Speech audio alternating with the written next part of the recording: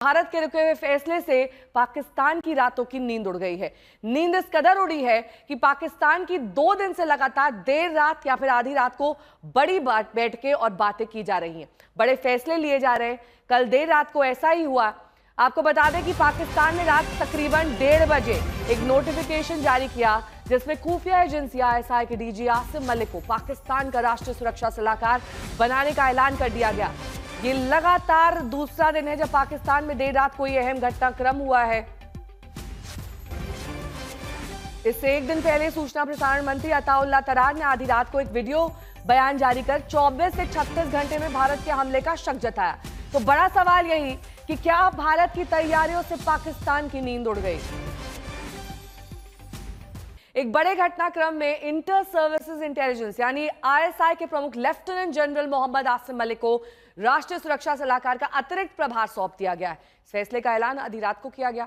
आधी रात का यह फैसला बताता है कि पाकिस्तान में जबरदस्त तरीके से खलबली है। यह फैसला यह जाहिर करता है कि पाकिस्तान सरकार को आर्मी से ज्यादा आईएसआई पर भरोसा है। मंजीत नेगी मेरे सहयोगी जुड़ गए हैं तमाम जानकारी के साथ। मंजीत, ये फैसला चौंकाने से ज्यादा पाकिस्तान की बौखलाहट दिखाता है और इस बात पर पूरा तरीके से स्टैंप लगाता है कि आईएसआई पर हर बार की तरह इस बार भी वो भरोसा कर रहे हैं। 29 अप्रैल देर रात को पाकिस्तान के जो कैबिनेट सेक्रेटरी हैं उनके हस्ताक्षर से एक लाइन का ये आदेश पारित किया गया कि आईएसआई के जो प्रमुख हैं उन्हें एडिशनल चार्ज एनएसए का दिया जाता है।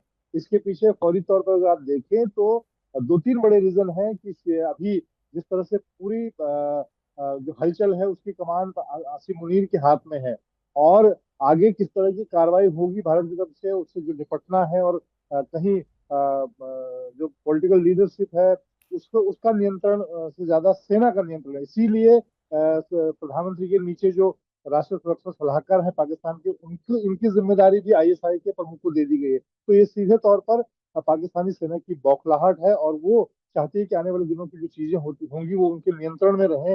पॉलिटिकल लीडरशिप इस पूरे मामले को अपने हाथ हाथ में नहीं ले ले। तो सीधे ये कोई नई बात नहीं है। पाकिस्तान इस तरह की चीजें पहले भी करता रहा है और इस वक्त आप देखें पाकिस्तान की जो तीनों सेनाएं हैं वो पूरा भारत के किसी भी संभावित हमले को लेकर अपनी तैयारी को चाक चौबंद लगातार कर रही हैं। चाहे समुद्री मोर्चे पर नौसेना की उनकी तैयारी हो, सारे उनके युद्ध पोत हाई सी में इस वक्त तैनात हैं।